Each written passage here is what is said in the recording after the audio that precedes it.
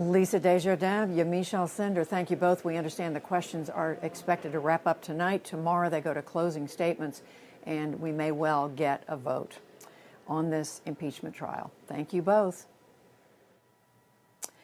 In the meantime, as we've been reporting, the trial has revealed a number of new chilling details about the January 6th attack on the Capitol.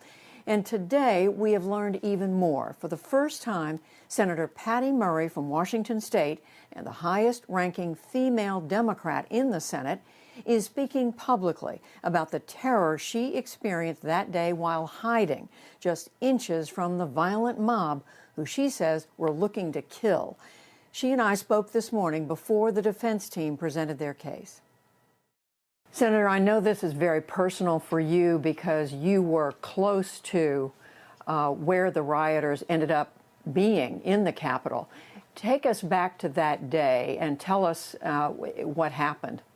Well, I came to the Capitol that day, as I do every day, and it was fairly loud outside. I had heard the president speak, and I was very aware that this crowd was pretty, negative. And so I texted my family and said, I'm on my way. I'll let you know when I get safely to the Capitol. And I did. I texted them and I said, I'm in my office. I'm safe. That turned out to not be true.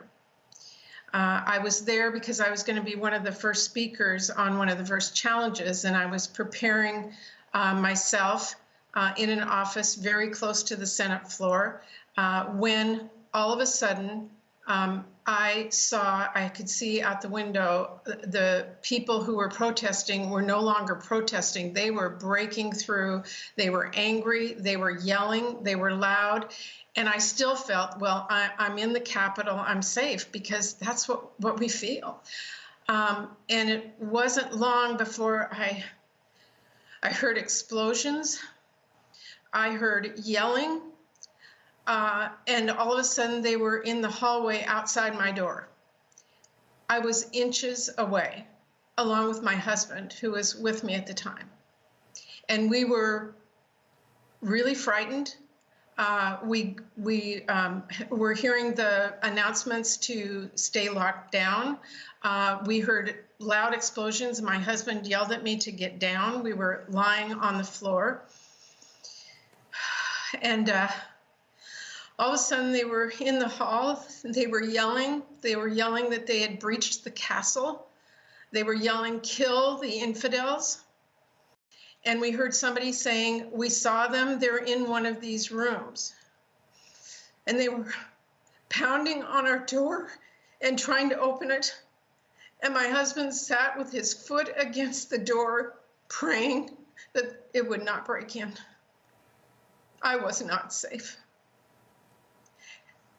It was a horrific feeling, and it lasted for a long time. It had to be incredibly frightening. Senator, how close do you think they came to breaking down the door? Well, what I remember most vividly is that the door, I didn't know if the door was locked. I mean, I go in and out of it, and I couldn't remember if I locked it.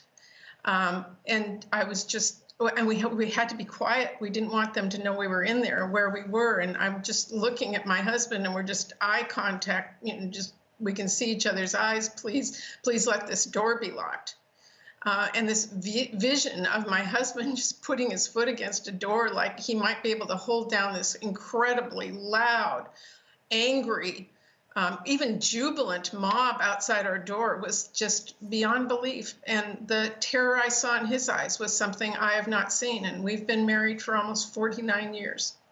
Do you remember any of the things that they were saying or yelling when they were outside your office? Absolutely. They were yelling that they breached the castle, they breached the Capitol. They were yelling, freedom, freedom, freedom. They were yelling, kill the infidels. They were, I remember somebody saying, get me the map. I need the map. It sounded like they were talking on walkie-talkies or phones. I think it was walkie-talkies to somebody else and getting directions. So they knew what they were looking for. And by the way, they didn't know it was me, I don't think. It could have been anyone. It could have been any member of Congress. I don't think it mattered whether we were Republican or Democrat, woman or man. They were in there to kill the infidels, as they were saying.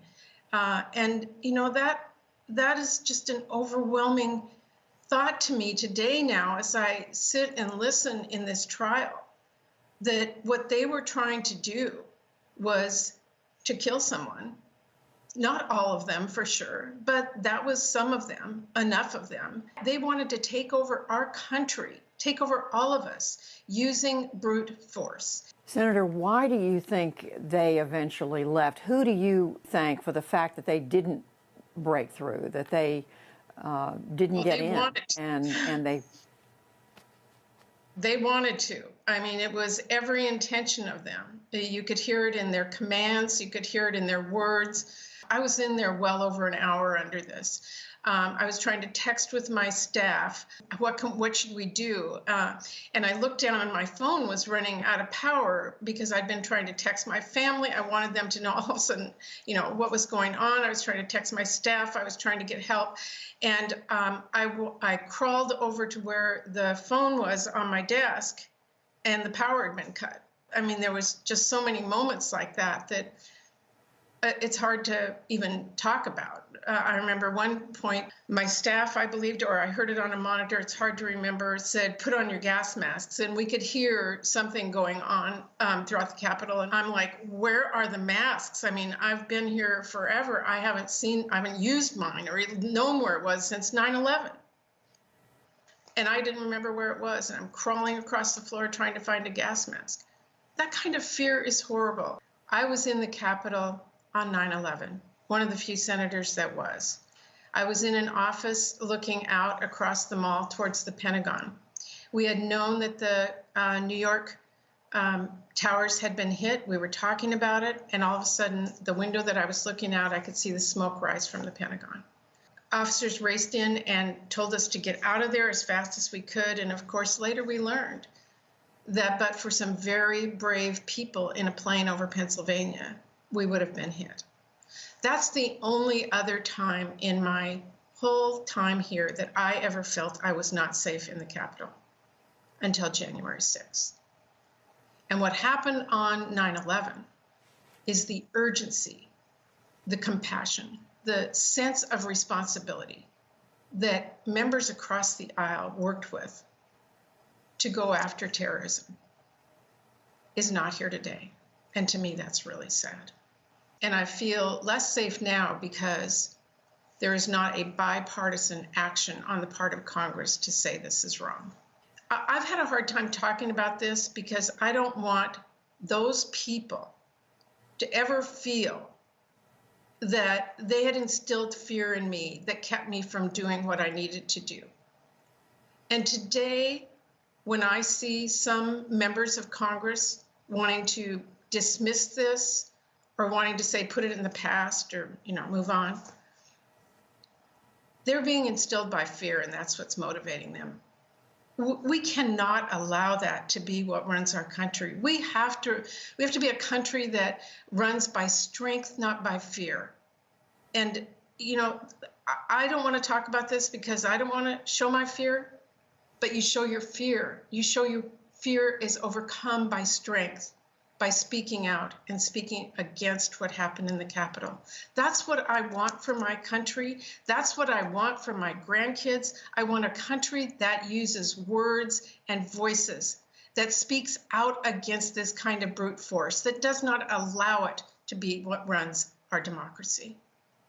And Senator, when you say your colleagues who vote not to convict, who say they don't think the president should be held responsible by conviction, what are you saying about them? I would say directly to them, do not let fear be what makes us do the right thing in this country for the future of our country and a democracy. Whether it's fear of that brute power or it's fear of a constituency that is loud or the fear of a president who is loud.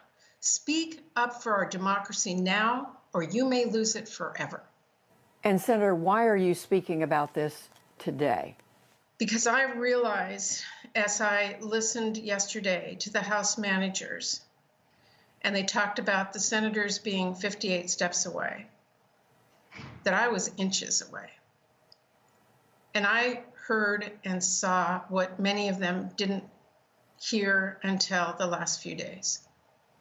And I realized that it's important for me to tell people what happened to me and so many others. And I know the staff that was there, the Capitol Police, so many people lived through what I did, whose voices have not yet been heard.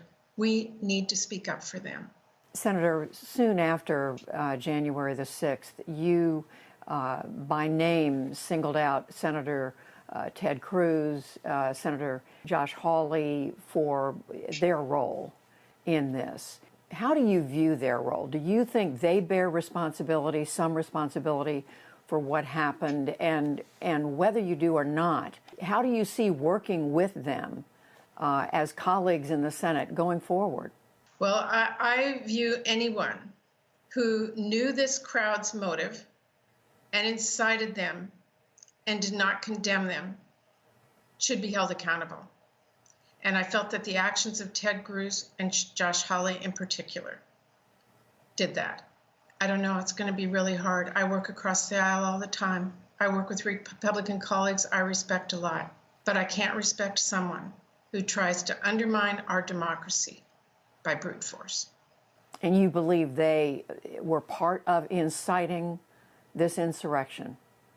It was clear to me through the words they used, through the actions they used, through the incitement that they used, that they knew what this crowd was capable of, and they didn't do anything to stop them. Do you think they should stay in the Senate? Should the Senate take action against them? Well, I think the Senate is doing an inquiry into that, and I will respectfully wait for that inquiry to occur and follow the advice of the senators who follow through on that. Senator Patty Murray, I know everyone listening to you feels for what you went through, and we thank you so much for talking with us today and sharing your story. Thank you, Judy.